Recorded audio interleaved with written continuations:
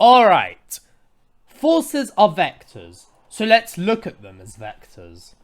Here we're told that forces, I'm just going to call them A, B, and C, act on an object which is in equilibrium, right? How are we going to find the values of A and B? Well, if they're in equilibrium, it means that the sum of forces has to be equal to 0, right? Which means that A to B plus minus 2A minus B plus 3 minus 4 is equal to 0, 0. Therefore, that means that I'm going to use a different color here.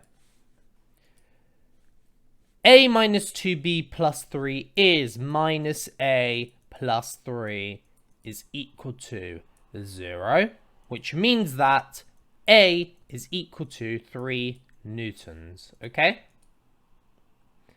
And it means that 2B minus B is B, minus 4 is equal to 0, so therefore B has to be equal to 4 newtons. So all we're doing is we're solving the x coordinate and the y coordinate.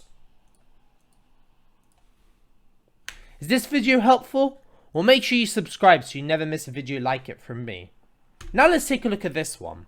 Three forces, F1, F2, and F3, act on a particle with these respective vectors. Given that the particle is in equilibrium, determine what P and Q are, right? Well, first thing that we're going to do is add them up. So, I'm just going to call this sigma F, which is equal to minus 3, 7. I prefer putting it in vector form. If you want to put it in Cartesian form, be my guest. It's the same thing. So this is F1, this is F2, and finally, F3 is P, Q, alright? Which is also equal to 0, 0. This means that for the x coordinate, 3 plus 1 is minus 2 plus P is equal to 0, which means that P has to be equal to 2 newtons. And we know that 7 minus 1 is 6 plus Q has to be equal to 0 as well, which means that Q is equal to minus 6 newtons. Okay? Now, if we have a resultant force through F1 and F2, all that means is we're going to add them up. So therefore, R is just going to be minus 3 plus 7, sorry, plus 1 minus 1, which is equal to minus 2, 6, okay?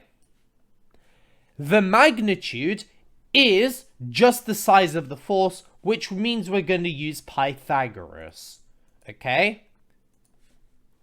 The resultant of R is equal to the square root of minus 2 squared plus 6 squared, right?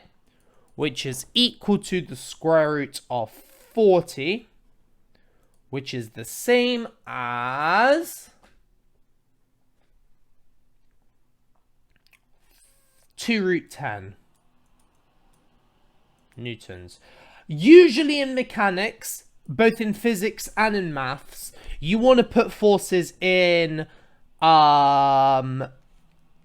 you want to put them in decimal form, which means it's going to be 6.32 newtons, okay? That's the size of the force, and this is the direction.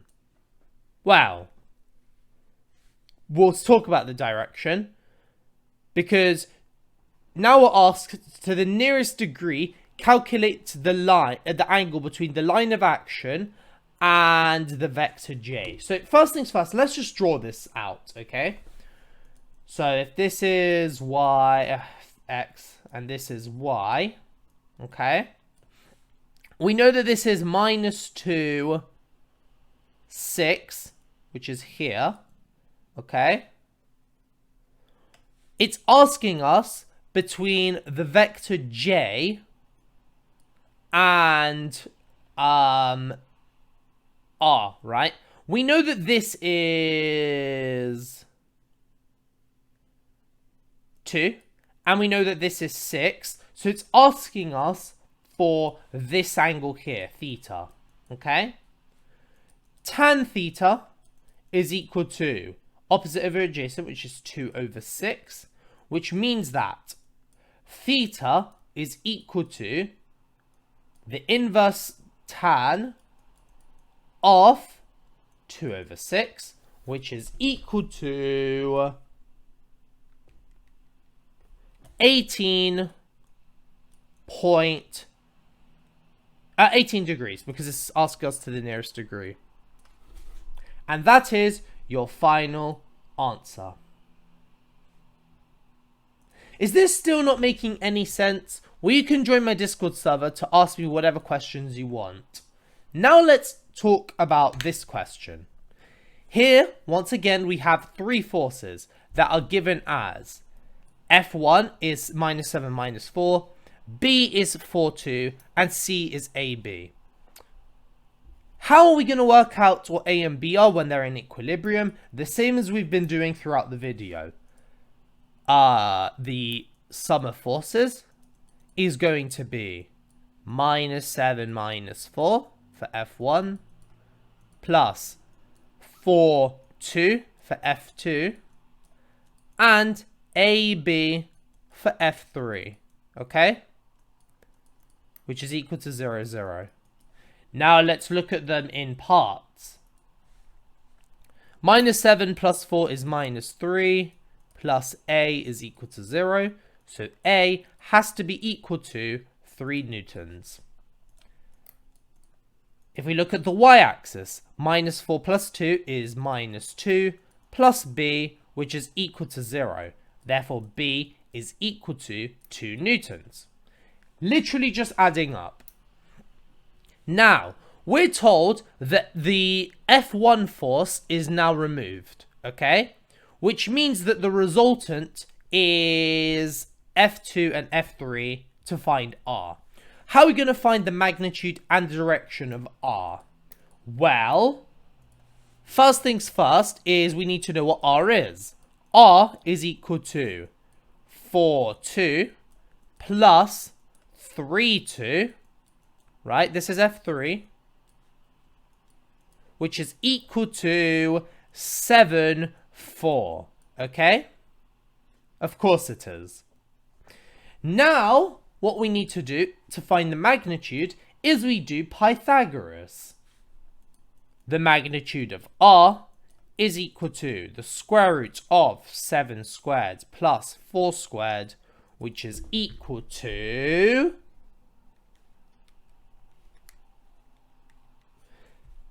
the square root of 65, which is equal to 8.06 newtons, okay? Now let's look at the direction. Once again, let's draw a graph to make this easier. Usually when you get good at these, you won't need to draw a graph, you'll just know. But let's just draw a graph for simplicity's sake, and because I'm scared I'll make a mistake. We know this is at 7, 4, so this is 7, and this is 4, okay? We are looking for this angle theta here, okay? So, tan theta is equal to opposite over adjacent, which means that theta has to be the inverse sine, or the arctan, not arcsine, of 4 over 7, which is equal to, if you put that in your calculators, you will get an answer of 29.7 degrees, which is also equal to 30 degrees to the nearest degree. Thank you guys for watching. I hope this video made sense. Do you guys want to pass your exams with flying colours? Get tutored by me today. Drop me an email to organise a meeting and a quote. Keep on learning, as you have no idea what you're capable of doing.